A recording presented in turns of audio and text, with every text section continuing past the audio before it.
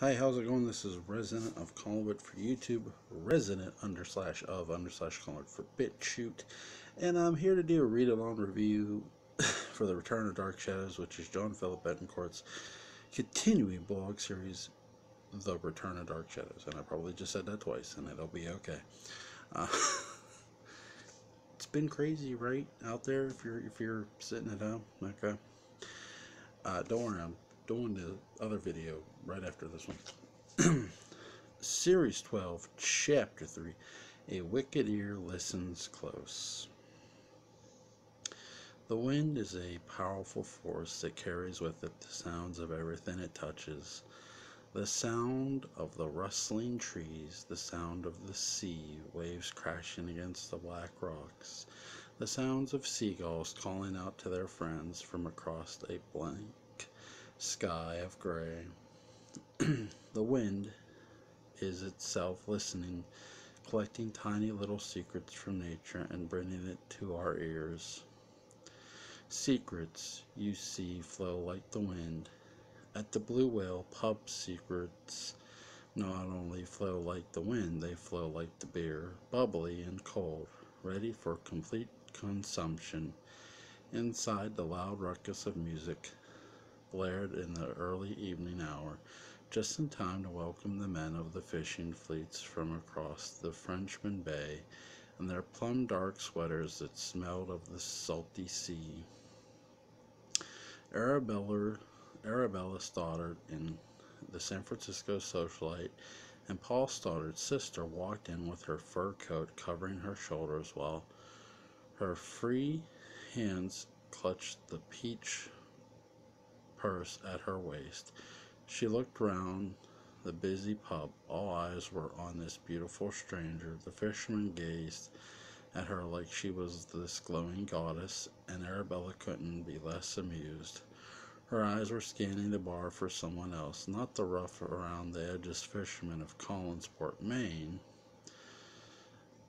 With her stiff upper lip and turned up nose frozen in snobbish attitude, Arabella spotted her date.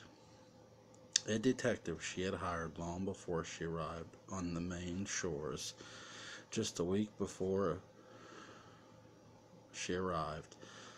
No, sorry, just a week before After a few seconds of pretending no one was staring at her, she saw a man in the furthest booth who waved at her. It was a detective, Collinsport native, Bureau Clivert, Calvert, sorry. I'll get it right, I promise. Bella, so good to see you, Bureau said, as he stood up for Arabella once she approached his table. He was a tall man of French coral background with a bright white smile, his hair cut very short to his scalp, his eyes that seemed to look through her. His intense nature was a perfect attribute for his detective job. Thank you, likewise, Arabella replied as she kissed him once on each cheek. I'd like to make small talk, but really we would love to get down to what you know about my brother's disappearance and what, if anything, Elizabeth has to do with it, she added. So you don't want to know about Victoria Winters, Bureau replied, questioning her. The governess, of course. When I heard Liz say her name, I instantly thought about the name mentioned to me in a research connecting Liz to Vicky. Obviously something is going on there, Arabella asked, confused. Bureau would bring her up. What do you have, doll? What do you all have, doll? A random barmaid asked in a thick East Coast accent that no one could quite place. Sorry, Arabella said, straining to understand her to drink. Hun, what do you want? The barmaid asked again. Just some wine, white, Arabella replied to the annoyed barmaid. Go on, Bureau. The situation about Paul is still rather gray. We only know the last time he was seen in Collinsport, Bureau explained. Almost 20 years ago. Yes, Arabella replied, confirming she remembered. Since then, there was no sighting of him, which could mean a lot of things. But the strange thing about it is the way he left. No one can really say how. Not by car, not by train. There's absolutely no trace of him after the last day he was seen. Actually, right here in this bar, Bureau explained further. Elizabeth said the last day she saw him, they had some sort of fight, Arabella added. Right, but a fight about money? That's what the police report says. The problem with that is that most of the Paul's money is actually Elizabeth's money. Paul didn't have money. There's no use in slandering the Stoddard name, Bureau. I know very well how much money our family has lost over the years, Arabella replied, hinting an embarrassment over the lost fortunes of the Stoddard clan. He was gambling away Colin's money, Bureau said. Arabella rolled her eyes and smacked her tongue against her teeth in disgust. Just like Daddy, she said. Arabella knew that the Stoddards weren't cash rich anymore. In fact, she herself had married for money 3 times, and 3 times she was widowed and without children, and gained all 3 of her former husband's fortunes, making her a very wealthy person. But her brothers, crushed manhood by the fact that his wife's family were the breadwinners, raised all sorts of questions around the posh inner circles of New England society. Mainly, why on earth would Elizabeth Collins marry Paul Stoddard? Everyone knew Paul lived off the backs of his wife's name, and it bothered him his whole life, no matter how many times Arabella tried to make him swallow his male pride about it. If we're not going in the direction that Paul left or disappeared over issues involving money, and that Elizabeth had him bumped off because of that, well, that wouldn't make sense. Again, the money is all hers. He would probably be the reverse, Bureau added. Well, then, if Elizabeth isn't already the number one suspect, then what is it you wanted to tell me? What is this all about? Victoria Winters? Where does she fit in? Arabella asked. Brewer smirked. Like I said, money wouldn't have been a motive for Paul to just suddenly vanish off the face of the earth. But if he discovered a dark secret that involved Elizabeth, and she didn't like the fact he knew it, well, perhaps that would be it, Brewer replied as the barmaid dropped off Arabella's wine. Enjoy, doll, the barmaid quipped with a wink. Brewer, I'm not playing. You have meetings with me in grubbing fishing bars to tell me about hypothetics. What do you know? Arabella demanded in frustrated reach for her wine. Brewer reached into a leather briefcase that sat on the seat in the booth next to him and pulled out a thick manila folder with papers inside. He opened the folder and laid it out like a book on the table for Arabella to see for herself. It was a secret voided out birth certificate of a baby girl named Victoria Collins, born just 3 years before Carolyn. Mother Elizabeth Collins, father unknown. Arabella read aloud. Where did you get this? I had it subpoenaed by court order from the Foundling Home by a friend of mine that works for the Southern District of New York. That was Victoria Winter's original birth certificate that her Foundling Home had on file for her. That place was given $4,500 to order a second one 3 days after Vicky arrived there as a baby. The second one removes the mother's information Burr explained, showing a second birth certificate that with the word surrender in the mother and father boxes. Then he pulled out a copy canceled check worth $4,500 marked with Elizabeth's signature. Arabella's eyes lit up as soon as the smoking gun in the form of a signed check fell to the table. This is it. My brother must have found out somehow that Liz had some bastard child running around New York, and well, Jesus Christ, of course, if this baby is really Liz's, Arabella said, connecting dots, then something dawned on her. Vicky, older than Carolyn, that means her share of the Collins fortune would be larger than should Elizabeth die. How do you know that? Brewer asked. It's a blue blood type of thing. The elder child always inherits more of the pie. Carolyn could be robbed blind of her rightful inheritance. Paul must have been furious when he found this out, Arabella guessed. Could be, but what's that to you? Why are you so worried about what Carolyn gets or doesn't get? Not that it matters. Elizabeth Stoddard seems pretty healthy to me, Brewer added, still unsure how it all stacked up for Arabella. Physically, perhaps, but Liz's lights aren't all on upstairs, if you know what I mean, Arabella said, insisting Elizabeth's mental state. Again, I ask you, Brewer said, somewhat amused. What's it to you?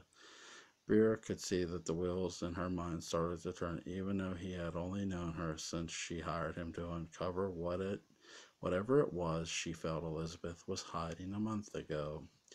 He knew enough for her of her personality, to realize that with everything attached to Arabella, even small amounts was enough to get her involved. My brother meant a lot to me, she said with a smile, and Carolyn is his only child. I have to protect her. Protect her, Brewer repeated. She's not a minor. She can deal with this herself, he added. Arabella knew this, but the artist of manipulation and coercion that she knew that there was only a few steps between her and Carolyn's inheritance, 2 steps that she was not afraid to take. Don't you worry about the details. I'll take it from here, she replied slyly. As the two continued to work over the twist in Paul's story involving Victoria, a regular face from town stepped into the Blue Whale ready for a light drink during happy hour after a long at-work day. Roger Collins. Roger's eyes, hungry for the appeal of a younger lady, scanned the Blue Whale but found no suitors. Bored with the whole idea and no pretty ladies to chat up, he turned and began to make his way out. But then he saw Arabella in the corner. His curiosity piqued. He turned back and sat down at the bar. What do you have, Mr. C? Same, the bartender asked. Sam, the bartender asked. Yes, please. Also, who's that man sitting over there with my sister-in-law? He asked, trying best to hide his face. Is that your sister-in-law? Small world, ain't it? The guy? I don't know. Came in town about 2 weeks ago. He's been in and out. Said he had some things to work on for someone before the pretty lady joined him. Just now, I'd never seen them together, the bartender replied as he handed Roger his drink. Roger, ever the eager and nosy man, slapped a $5 bill on the bar, flung his coat over his salted arm, and slowly made his way over to Arabella and Brewer's table like a tiger stalking its prey. From deep behind long blades of savanna grass, he carefully stepped through the crowd of bearded fishermen, laughing and chatting through their sun-tanned faces, and finally bounded up to the table with a sip of his drink and a smart smirk on his face. The cat that caught the canary, slumming it with the men of town, I see, Roger said.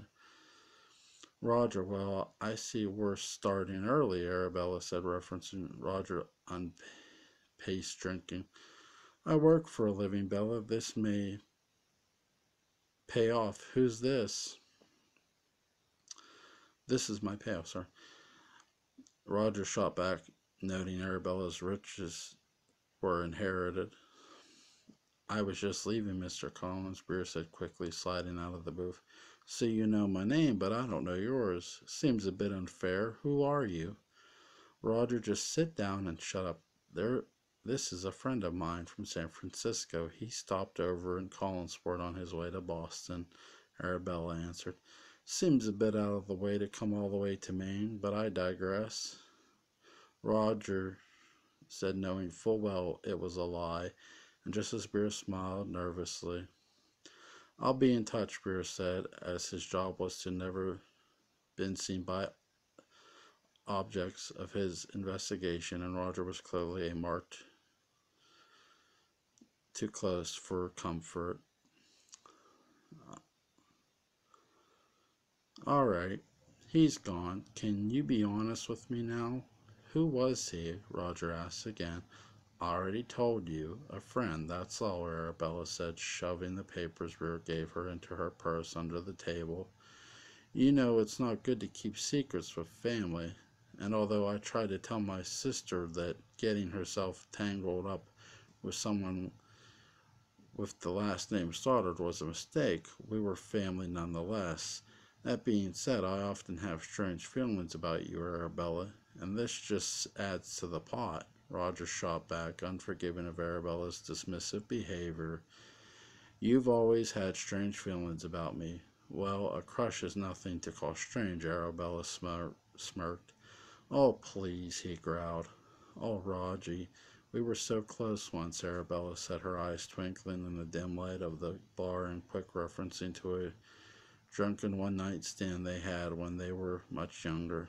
We were both a mess. You know it. I know it. It meant nothing, Roger gagged. Listen, I don't appreciate you coming to town and causing any more stress on my sister's life. She's dealt with it enough coming from your brother, and I can already see just how much dust you're attempting to blow with Carolyn as well. Whatever web you've woven, be sure that anything you trap in it stays dead, because if anything comes up and I find out about it, you wish you never stepped foot in Collinsport, Roger warned. So feisty. I like it, Arabella grinned as she sipped her white wine. Roger scoffed and gathered his sins. He felt his warning was clear enough. He got up at the table and looked down at Arabella, still sending him a salty smile. He downed his drink and dropped the glass on a table in front of her in a thunk and bounded out of the bar to his awaiting driver outside. Arabella's flirtatious grin quickly diminished. Of course, it was all a ruse to throw Roger poking around. Off Roger's poking around, sorry. He saw her now with Breer, and this would mean he would stop at nothing to figure out who he really was. A private detective, and Arabella connection to a private detective would not go over well at Collinwood. Arabella sipped the last of her white wine and carefully pulled out the papers on Victoria's true family from her bag and read over them again. They won't get away with this, Paul. None of them. I'll make sure every last Collins gets their dues. But first, nosy Roger.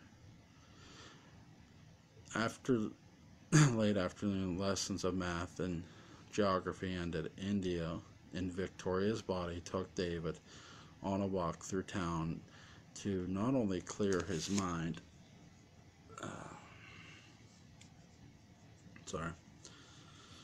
but hers as well. She was often distracted in their times together, her mind never fully integrated in the lessons of the day. David would remark on how distant she was, how strange and preoccupied she seemed to be when chatting with him about their schoolwork over the last few days. This walk usually helped clear her mind of the things that were happening to her. As this late afternoon overcast sky crept over the small village of Collinsport, Vicky and David, hand in hand, began to make their way back to the car India borrowed from Elizabeth when she noticed the car she rode in when she first arrived to town in the middle of the night. It was parked over in the parking lot across from her at the inn's cafe, Justin Patterson's car. David, come, India said, pulling his hand over to cross the street. Why are we going in there? He said to his future daughter inside of the body of Vicky Winters. India didn't answer. She only led David over and into the busy cafe. She scanned the room for Justin and saw him sitting at the table with his father, Sheriff George Patterson. Maggie Evans carrying a large tray for hamburgers and fries for the Pattersons saw Vicky's tall, beautiful body standing in the doorway with David and instantly called out to them. Early dinner for two? Sit anywhere, but I'll be right there with you. Maggie's attention to the new guest caused the others already at the table to glance over at the beautiful brunette and David, who they all knew was the youngest member of the strange family from Widow's Hill. Justin looked up to, but not realizing India was Vicky, gazed back down at his meal. I don't know if I'm hungry, David said, pouting as they sat at a table and opened a sticky diner menu. Get whatever you want. Mrs. Johnson is off today, India replied, trying to figure out how to get Justin's attention and tell him she was really India. Anything, even a banana split for dinner, David joked. Sure, whatever you want. I don't care, India replied as David's 10-year-old eyes turned into huge, happy balls of hazel-colored happiness. Winters, right? I remember you. I called you a weirdo or a jerk or something. I want to apologize for that, Maggie said as she tucked her tray under arm. What? India replied, not having any of Vicky's memories. The other day, when you got to town, remember we met? Maggie said, surprised how quickly the woman she believed was Victoria had forgotten her. Well, I guess a few days up on Widow's Hill in the Collins presence, you forgot the little people in town. Maybe I was right. Maybe you are a jerk. Oh, yes, of course. I'm sorry. I've been a little off lately. Don't even think twice about what you said. Let's pretend I forgot, India replied truthfully in Vicky's voice, clearly trying to calm the waters with someone she thought could be an ally. Maggie smiled a toothy grin, feeling her apology was accepted, and took David's order and waited for India, who wanted nothing, only a quick moment with Justin, who she hoped could help her get to Julia Hoffman. As India ran various scenarios on how to talk to Justin, she looked over and saw his father wipe his mouth and quickly get up from his meal and patted Justin on the shoulder and rushed out of the cafe. Justin was now alone. This was now India's moment. India took a deep breath and told David not to move an inch and to eat his banana split quietly once Maggie brought it over. She gulped a breath of air nervously and walked over to Justin, who was just finishing up with a quick drink of coffee. Excuse me, can I sit for a second? India said in Vicky's soft voice. Justin, unsure of who she was, but guessed correctly that she was the new governess, since he recognized David's smiled and welcomed her to sit. What can I do for you? He asked with a handsome and polite smile. Do you remember meeting India began before being interrupted by Maggie. All set, the waitress asked, trying to overhear what Justin and Vicky could be talking about. All set, Justin said, confused because this was the second time Maggie had asked. It was clear to him that Maggie was fishing for gossip. Maggie smiled and walked over to David and gave him his banana split. India continued, "A few days ago, you met someone over by Collinwood, a young lady. Do you remember?" India, she said, keeping her voice down. Justin looked at Vicky in shock. No one had remembered India, only him. Discovering this woman with the dark hair and beautiful eyes suddenly shook his little world by having this memory too. Only the truth was she was the girl he met, just trapped in another person's body. Equally as cautious with his words, Justin replied that he did remember her. "What do you know about her? Where did she go? What did the Collins family do to her?" "She just vanished, and no one seems to remember her, not even Maggie, and Maggie remembers everyone." "I don't know how this is going to sound, or if you'll even believe me, but I am her. This is me. Somehow I just all of a sudden left your car and came into this body. Justin, I'm trapped inside this woman," India explained to a confused and somewhat frightened Justin, but his fear quickly turned to upset. "That's not funny. I don't know what you heard about me, but playing a trick on me isn't very," he began before he interrupted. "No, I promise you, I'm not trying to trick you. Please believe me. You could be my only hope," she replied. "Did India put you up to this? This is all some sort of weird joke. You're both playing on me. What, the flu? No, listen. I don't need this kind of whatever you're trying. I won't fall for it, okay?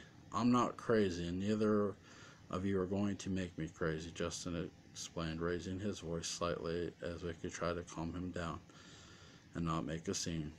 "I know it sounds like it's a lie, but I swear to you, Justin, I swear with everything I have, which right now is nothing, that night as you and I drove to Bangor to find Julia Hoffman, the light of the lighthouse did something to me.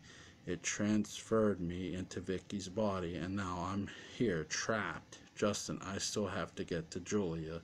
I have to find out what this all means. There must be a reason, and only she can help me find the man who can turn this around. The man this ring belongs to," India said, pulling the necklace with Barnabas's ring out to her blouse and showing it to Justin. "The boyfriend ring," Justin said in shock, remembering the joke he teased India with right before she vanished from his car by the power of the lighthouse light, and mostly the power from Barnabas's ring.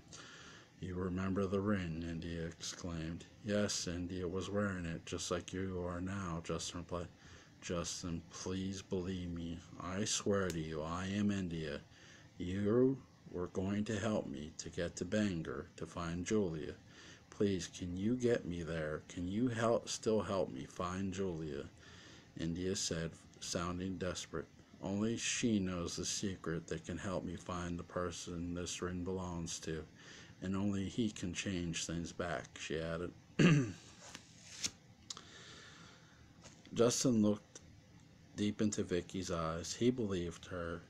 He believed Vicky, or India, was really trapped in a different body. It was the only way he could reconcile why she vanished, no matter how preposterous it all sounded. He believed it was true. The two women were trapped together, linked by Barnabas for one mysterious reason or another, and they would not be separate unless he was found, and India believed that his secret whereabouts would only be revealed by Julia Hoffman. The link between the past and the present was too strong not to be true. "You really think this Julia will know what to do to help you?" Justin asked. "There's some sort of secret I haven't figured out yet, and it's the reason he's done this. Something about the connection to this place and time. This Collins secret is why I'm here. Julia is the closest person. I do think she can help. Maggie wasn't the only person trying to listen to the conversation. A second pair of ears had walked up without them noticing and heard half of the thing, but much more successfully than the waitress Maggie. It was David. Colin's secrets? What secret? He asked, with chocolate staining his cheek. India gasped, surprised to see her future father standing in front of her. She cleaned his face and told him to go back to their table.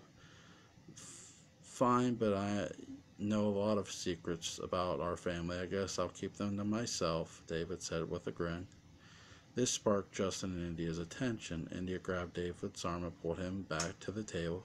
Okay. What do you know? Tell us everything, India said, looking deep into her future father's eyes with both of her hands on his shoulders. Well, whatever you want to know, you'll find at the Collins family mausoleum, David said to a surprised India and Justin. A mausoleum? Justin replied, horrified by the suggestion. A cemetery? Yes, David exclaimed. It's the family's most sacred place, where there are things buried deep in the walls to keep safe, like documents and jewels and treasure maps. At least that's what I've always heard, David said, smirking. What kind of documents? Justin wondered. Secret love letters, maps to treasures, all kinds of stuff. I've been there twice myself, but I never had anything with me to break open the cement walls. You know, they say the jewels are there, buried there.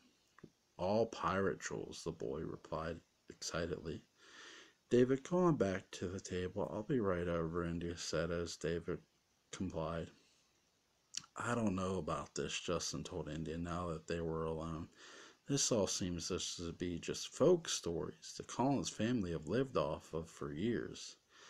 But he mentioned documents. What if there really are documents that could help us find where Barnabas is? No one seems to know, at least to know. They don't seem eager to talk about, but if there are a paper trail explaining where he is, where he's been, that could help us a lot, India replied. Justin looked at Vicky's face, but only saw the equally as beautiful India. It was as if he was actually hearing her voice come out of Vicky's mouth instead of the other way around. There was something about this woman, this India de Archo, that was grabbing at his heart. He was suddenly realizing he would do anything for her, even break down whatever walls necessary to find this Barnabas person, even walls in an old mausoleum. What about Julia? Justin asked. We'll figure that part out later. Barnabas first, India said, switching course. Let's do it, he said, grabbing her hand and squeezing. India smiled. Vicky smiled and said she'd make plans with him as soon as she could get a minute away from Collinwood that evening. Justin agreed, said he'd be up there within 5 minutes of her call. Together they'd find Barnabas one way or the other and hopefully fix everything that had been done. As India and Vicky's body and David left the inn cafe, Maggie walked over to find her and Justin shocked her head in disbelief. What? What now? Justin said, pulling out cash to pay for his part of the meal. I can't believe you. Getting involved with someone else at Collinwood, Maggie replied. This isn't the same as Carolyn. Vicky and I are just friends. And she needs my help, Justin explained after catching himself almost using the wrong name. Help her? How? Maggie asked suspiciously. With David, she wants to help him learn some sports to keep active. She doesn't feel like she can do it. She needs the help. She needs me to help, Justin lied. And how did she even know to ask you? Maggie asked, again suspiciously. Justin had to think fast in connecting the dots and replied with his ex-girlfriend's name. Carolyn recommended me, and David recognized me, so Vicky came over to ask. Easy as that. Anyway, thanks, Mags. I gotta go. Justin said, lying as he quickly left the cafe to wait for India's call. Maggie crossed her arms and shook her head. She knew it deep in her blood that Justin was way in over his head, but she had no idea just how much. Arriving at Collinwood, India quickly ushered David inside, away from the cold wind that was rushing over the Collinwood grounds like a river of icy cold air. She hung both of their heavy wool coats up on the coat hanger by the door as David ran into the drawing room. India knew time was of the essence. If she wanted to get back to her own time, she needed to find and release Barnabas from his cold crypt. It was his plan. It had to be. As India slowly made her way through the foyer, she came across Barnabas' 18th century portrait hanging on the wall just off to the side of the mansion. She could see Vicky's reflection staring back at her in the darkest parts of Barnabas's portrait. It was Vicky's face she had on. It was Vicky's body she was in. It was Vicky's world, but she was plunged into it, and Vicky's destiny that she was somehow mixed with. But it was India's mind. It was India's entire future at stake if she did not find the man in this portrait and free herself from the impending doom of a life inside of Vicky's body in 1966. India closed her eyes, Vicky's eyes, and said a silent little prayer. She had no idea what she would find in that crypt. She had no idea if David even knew that what he was talking about, but she had to trust it. She had to trust what the universe was handing her. The information David gave her at the cafe had to be real. It had to be accurate. It had to be what she used to begin her journey home. After her prayer, India turned to go into the drawing room. And as she did, Carolyn was standing directly behind her with her arms crossed and a cold look in her eyes. Carolyn, India said in Vicky's voice, surprised to see her so close. Vicky, Carolyn replied, still seeming cross with India for some reason. Where's David? It's time he wash up and get ready for dinner, India replied. Dinner? Eat again? David just told me you were both coming from the cafe in town. Didn't you eat? Carolyn replied, the tone of her voice saying she was fishing for answers. We did, that's right, India replied, feeling as if she were going to get the third degree from Carolyn. David also mentioned you ran into Justin Patterson. How do you know him? Carolyn questioned. We met when I came to town the first night, India replied with a sort of half-truth. India did meet him the first night, but Justin met her as India, not Vicky. The complication of whose body was whose wasn't the issue at the moment. The issue now was, why was Carolyn so cross? I know that you're new to town, Vicky. I know that you have a lot on your plate with his family and dealing with my cousin, and who at his best can be a little monster at worst. Well, I'll let his father describe that. My cousin, when your care for which you are being paid should not be used to lure men into your good graces. That certainly is not why my mother hired you. I can't imagine what lessons you were teaching him while you were doing whatever you were doing with Justin, who, by the way, I hear is seeing a girl named India, Carolyn said, the jealousy seeping from her voice like a leaky sleeve, and not knowing she was talking to India herself. David and I had a day out and ran into Justin, nothing more. I didn't try to lure him into anything. I didn't use David for that. Either I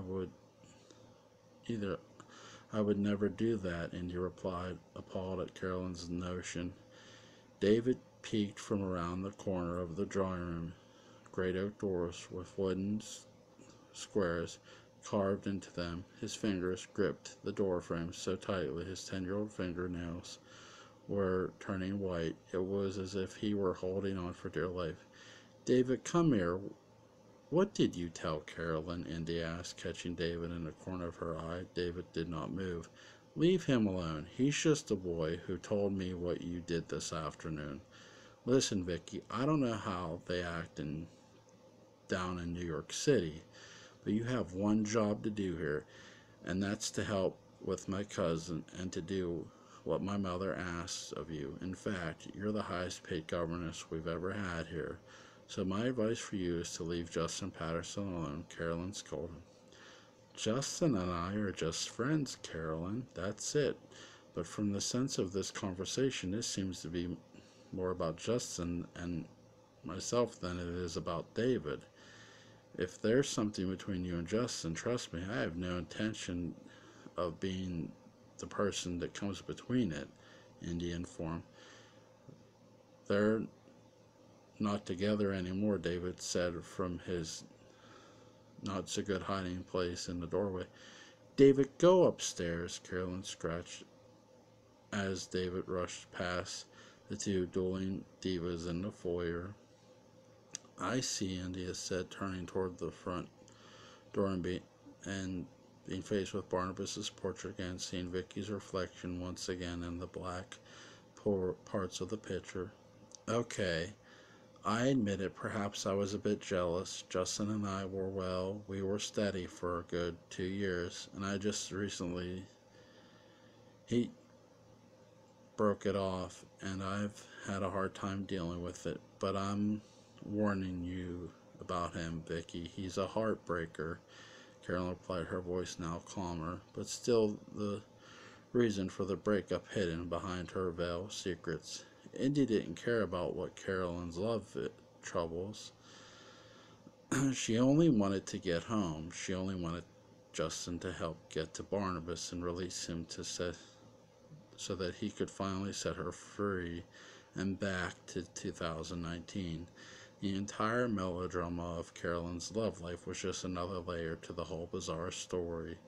But India knew she had to play along. The time warp wasn't allowing for her to confess that she was really India from 2019 and not Vicky from 1966. India knew if she tried to fight the course and events of what was happening to her right there and right then, she could alter the future. The break in thread and time could be catastrophic. India took a deep breath, filled Vicky's lungs with fresh air, and bit down on a probable bullet. You're probably right. I don't want anything to do with Justin, but perhaps he was trying with me. Trust me, Carolyn, there will be nothing with Justin. Nothing at all. India replied to Carolyn, who, at face value, pretended to believe her new family governess.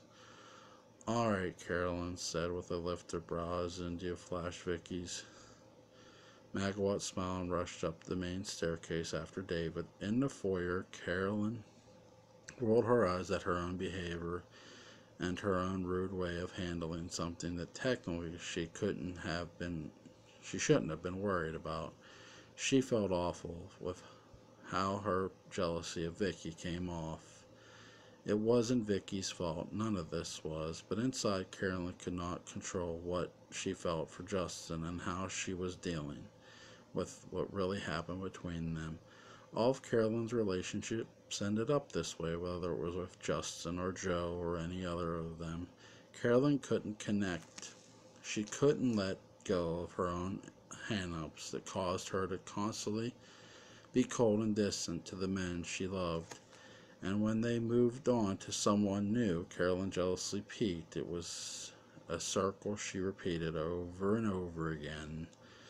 The truth was simple. 2 years ago, Carolyn came between two friends, her boyfriend at the time, Justin, and the man she would cheat on him with, Joe Haskell. She felt so much guilt inside from coming between two friends like Justin and Joe. And the truth was, because of her deceit and her lies to keep her secret cheating under wraps, she eventually lost them both. Carolyn's life was in such tatters that she would lash out at anyone who threatened her.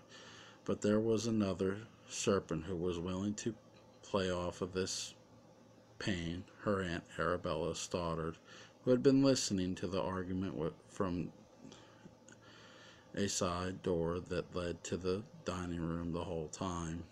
"Darling," Arabella said softly with a face that showed she heard the whole thing, and slowly making her way from the shadowy corner of the room. Give me a second, guys.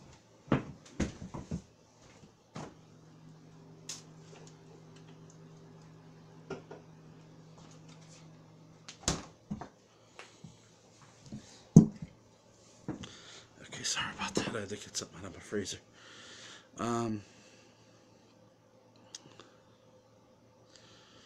Aunt Arabella, Carolyn said, noticing Arabella had heard it all. "Were you eavesdropping?" "I'm sorry, honey. I heard people chatting and I wanted to come and visit,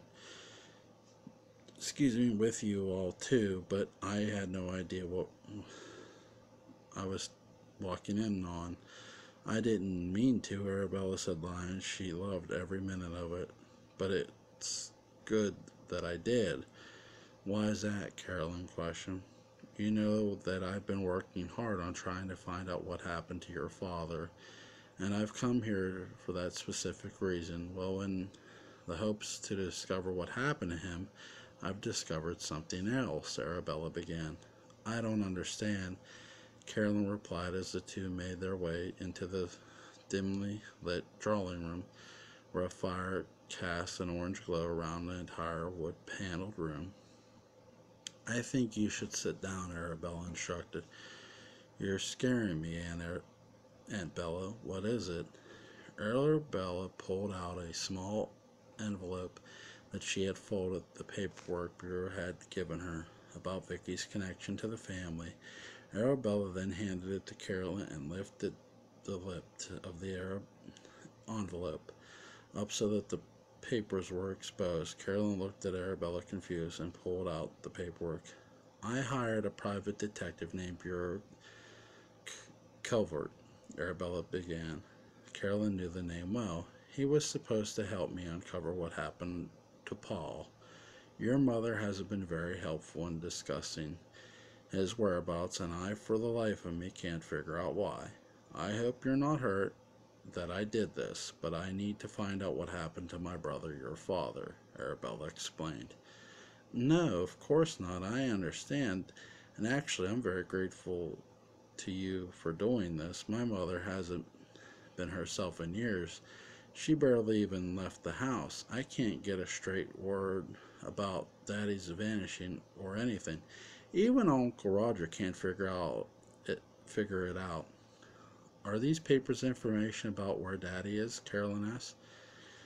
"No, honey," Arabella said, her face forcing a sad reaction, but in truth Arabella was sure of the secret she uncovered.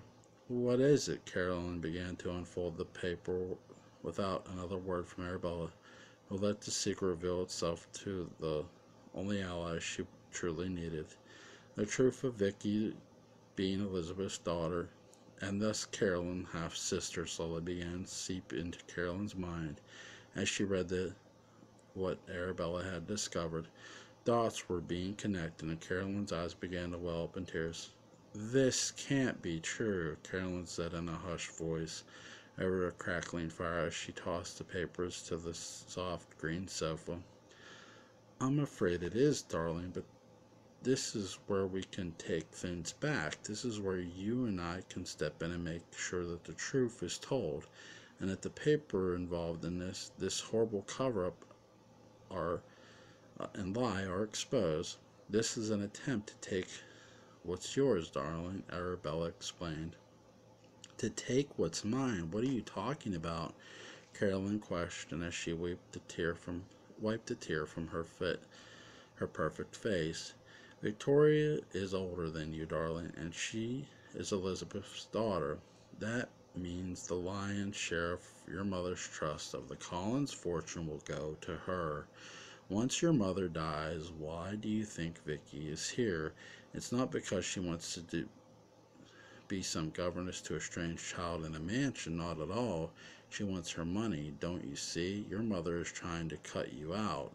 She's pushing her hatred of my brother onto you, and chosen her bastard daughter instead of to be her heiress. We cannot let this stand. You are a Collins and a Stoddard. This family's name will go through your blood, too. Victoria, well, who the hell knows what kind of man her father was? Clearly, someone that your mother couldn't bear, bringing a child into this world and raising. She had to push her away. But she wants her back into the fold, into this world. Vicky's appearance is no coincidence, my love. Your future is in jeopardy, Arabella explained. Her whole motivation now switching from finding Paul Stoddard to saving Carolyn's future as the heiress of Elizabeth's half of Colin's fortune. I can't believe this. I can't. How could my mother do this to me? Why would she do this to me? Why would she try to? This can't be true, Aunt Arabella. My mother wouldn't do that. She wouldn't blame me for my father's mistakes and disinherit me by bringing her other child into her life. She just wouldn't do that, Carolyn said, standing up as if to remove herself from the thick of the conversation. She already has. Why would she specially chose Victoria to come here? Specifically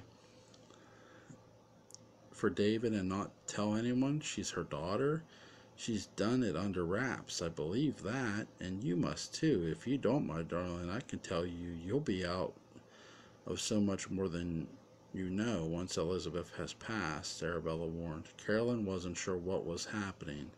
She couldn't even imagine this being true, but Arabella did have a good point.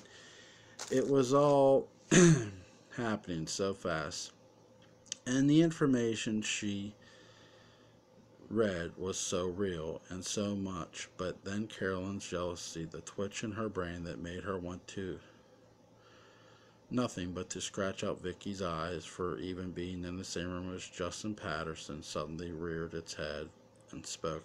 What do we do? Carolyn asked Arabella's light. We have to eliminate her. There's no other way. Eliminate? Carolyn asked, unsure exactly the meaning. She has to die, love. It's really the only way out of. If she lives, she gets married, has a child, and that's the money, the life, everything that is rightfully yours will be gone into her pockets, and whatever spawn she gives birth to, it's all for Vicky. If that happens, we can't let it. We have to get rid of her. I can take care of it all. You don't have to worry. I just want your blessing, Arabella explained, knowing that eventually Carolyn would be in her debt. Carolyn turned from her scheming aunt. Across her arms, she stared off into the burning fire of the hearth and felt an emotion she could not explain if someone had asked her what it was. It was overcoming her like the fire she was staring at. It was rage, but with a bit of fear and terror. She could feel an aching in the pit of her stomach. A sign of regret, perhaps, but it was too late. She was mentally unable to divorce herself from what was about to happen next. Carolyn agreed to allow Arabella to have Vicky killed and free her of what Vicky could lord over her. The trap was set. Arabella grinned ear from ear, knowing what would come next. The death of Vicky and a payment from Carolyn to keep her silence. But one step at a time. As Arabella stepped close to Carolyn and embraced her tightly, a loud bang came from the foyer that startled the two Stoddard women in their hug. They rushed into the foyer to find Barnabas's portrait had fallen to the ground. Wherever he was not pleased at the threat of his own plan Arabella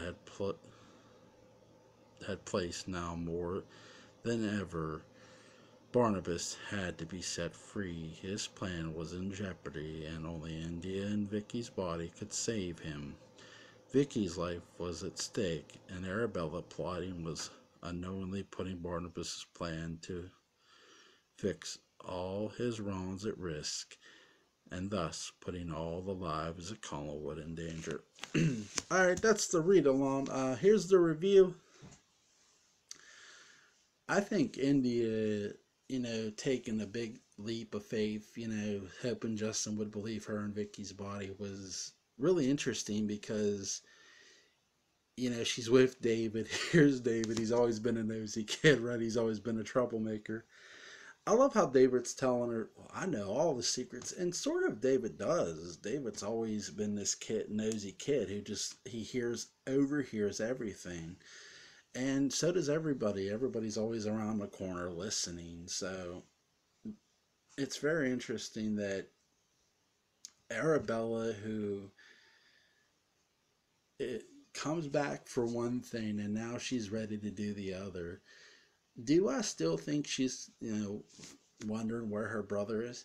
Yeah, I do in a sense, but in the same sense, you know, think about it. This woman has been widowed 3 times. I have a funny feeling those weren't accidents, but that's just my theory, my opinion. But that woman is a widow, black widow, black widow. That's what they call it, black widow. They just kill their husbands to get their money. They're greedy sons of bitches. But yeah, I do think that's Arabella in a nutshell. She wants the money, but I do think at times she is wondering what the hell happened to my brother, and is that really it? Did he really find out about? She's got to wonder. I think did she? Is this really the answer of what he found out? But I really like the scene setting. Obviously, I think the scene setting is really done well. Um, is there anything I didn't enjoy? I think Arabella, at times, though she is Paul's younger sister, is her greed and Paul's greed seem a bit different. Paul's greed was always, I'm gonna leave. I'm gonna take the money and leave you, and not give a shit. But for Arabella, I mean, this woman has probably killed her. I'm guessing. I think Arabella is a widow on purpose. I think she killed her husbands and made it look accidental. Yeah. But I think that's the biggest difference between brother and sister. I do think, who do I think cared for him more? I do think Arabella cares for Paul a little more than what Paul cared for her. But I think Arabella's to the point. It's like, you know what? Fuck it. You married this bitch. I need money too. Right? Like, fuck it.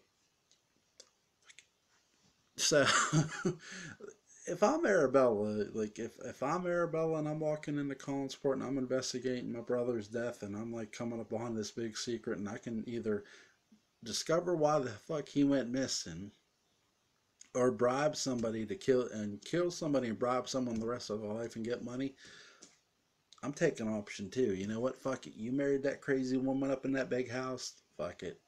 But I sort of, is Arabella like bitch of the year? Do I give her like the awards I've given Angelique and Claudia?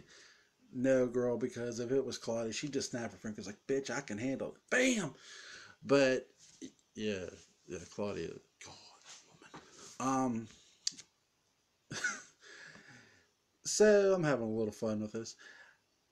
I do think that I find Maggie in this is, again, Maggie is Maggie. She's nosy. She remembers everybody, and she is just sticking her nose into this. I'm wondering how much she'll learn or not learn, you know.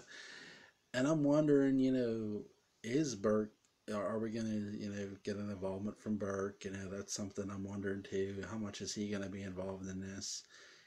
How much, is Arabella going to try to kill Vicky? Well, India, who's in Vicky's body, in this night before she can make the call for Justin. Is she gonna try to kill her before Justin tries to come and help her and they try to find Barnabas? Barnabas ain't too happy. uh, you do not piss off Barnabas Collins. That just no, that ends badly for people who do that. uh, Very, very badly. This is over an hour long. Wow. um No, I'm not. Wow, just like the review. Trying to think if there's anything I missed. I love Roger and Arabella's reaction. To me, Roger and Arabella in these chapters have great chemistry. I think out of everybody Arabella's interacted with so far, I get, Carolyn feels a connection to her because that's her father's sister. Her and Elizabeth's reaction was good. But my favorite two characters in this, I love India because she's new. We don't know a ton about her, and she's unsure of not only herself, but she's unsure of the people around her and who exactly to trust, and she damn well should be. My favorite two characters so far have been the two character interactions have been so far have been Arabella and Roger, because they're just basically verbally bitch smacking the hell out of each other. And I love the upsmanship between the two. I am, Arabella, or yeah, oh God, Arabella, Indiana, India.